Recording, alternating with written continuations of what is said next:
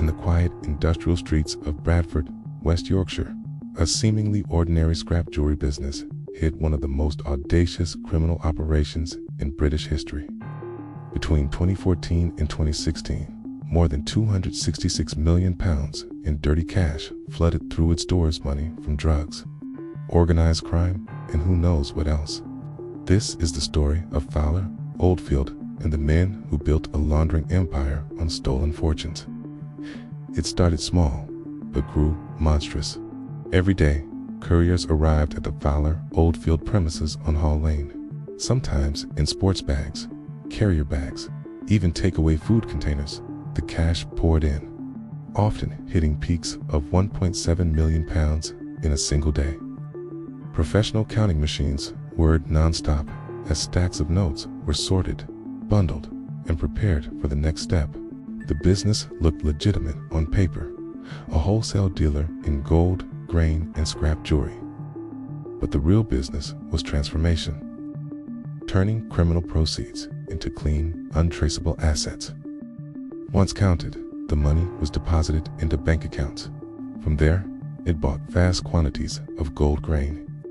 That gold was then shipped overseas, much of it to Dubai, where it could be sold, melted down, and reintroduced into the legitimate market with no questions asked.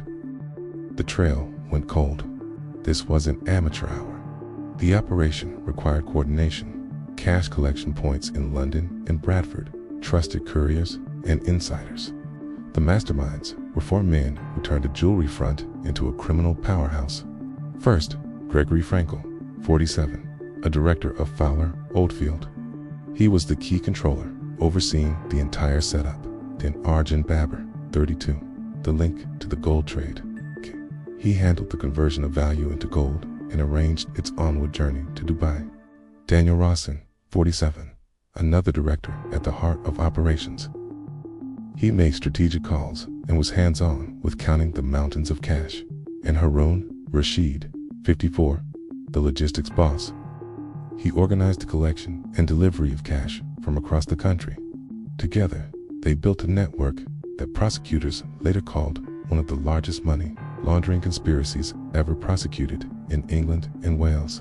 But the cracks appeared. Suspicious activity alerts piled up. The sheer volume of cash raised red flags.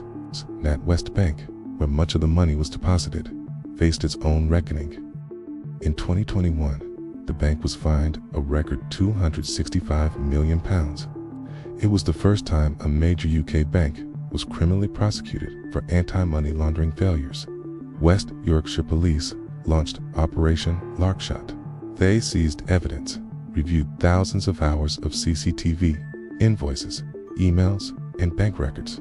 The day Net closed in, the trial unfolded at Leeds Crown Court. After months of testimony, on March 4th, 2025, the verdicts came down. All four men were found guilty of money laundering offenses. Sentencing followed on March 7th, 2025. The judge described the scale as eye-watering. Gregory Frankel received 11 years and 8 months. Arjun Babur got 11 years. Daniel Rawson was sentenced to 10 years and 10 months. Harun Rashid received 10 years. Only Rawson appeared in court for sentencing. Arrest warrants were issued for the others. One high-profile defendant was also on trial, socialite James Stunt, former son-in-law of Formula One boss Bernie Ecclestone. Prosecutors alleged his London offices were used as a hub in the scheme. The jury found him not guilty on all charges. He walked free. The Fowler Oldfield case exposed how vulnerable the financial system can be when oversight fails and greed takes over. £266 million vanished into gold in overseas markets, but justice caught up with the architects. Yet questions remain. How much more criminal cash is still out there, waiting for the next clever front? This was Britain's biggest money laundering takedown, and a stark warning that no amount of cash can stay hidden forever.